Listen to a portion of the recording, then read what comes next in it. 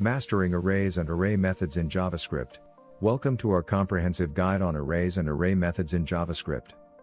Arrays are essential data structures in programming, and understanding them thoroughly will enhance your skills as a JavaScript developer. Understanding arrays. Let's start with the basics.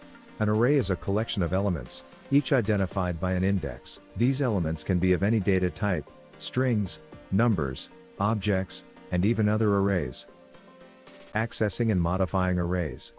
Now, let's learn how to access and modify elements in an array. You can access elements by their index, and you can also modify them using various array methods. Array methods. Array methods provide powerful functionality for manipulating arrays. Let's explore some commonly used array methods. Congratulations! You've now mastered arrays and array methods in JavaScript. Remember, arrays are fundamental for organizing and manipulating data efficiently in your programs.